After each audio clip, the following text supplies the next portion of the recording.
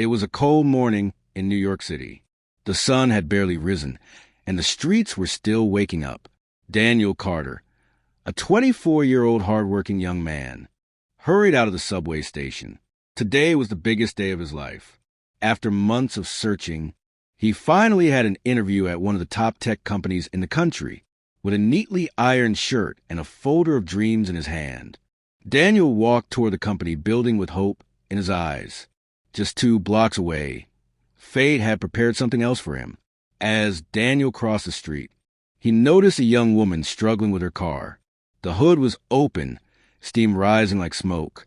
She stood helpless, clearly shaken. Daniel looked at his watch. He had only 15 minutes left.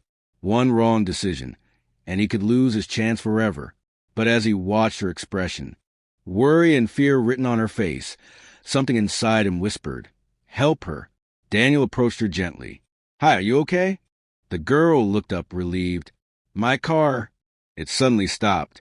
"I don't know what to do."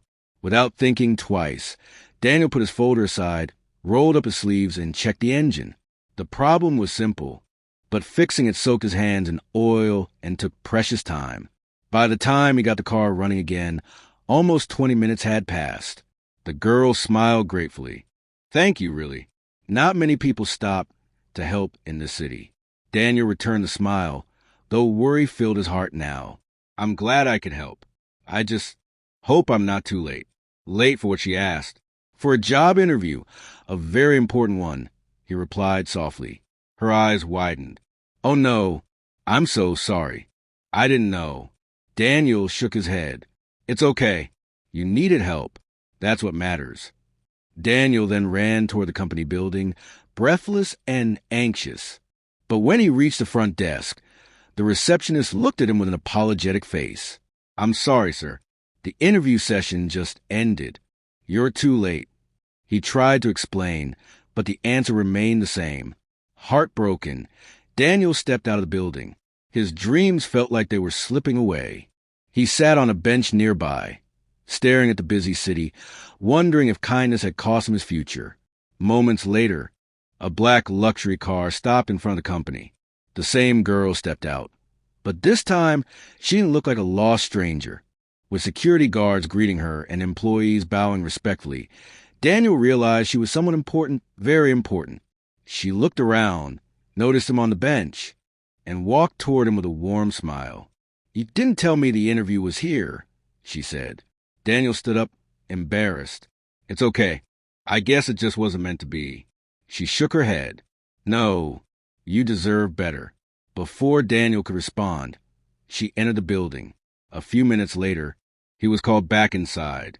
The interview panel stood, and the CEO, a tall, graceful man, stepped forward. "Daniel Carter," he said, "my daughter told me everything." Daniel's eyes widened as the girl smiled proudly beside her father.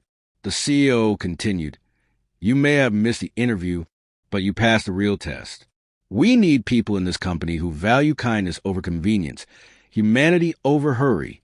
The world needs more people like you. If you are willing, we would be honored to offer you the job." Tears filled Daniel's eyes. With a voice full of gratitude, he whispered, "Yes, yes, sir. Thank you." As he walked out with his job letter in hand, he realized something important. Sometimes life delays you only to give you something greater. Moral: kindness may cost you time, effort, or opportunities, but in the end, it always returns to you in ways you never expect. Be kind, even when no one is watching.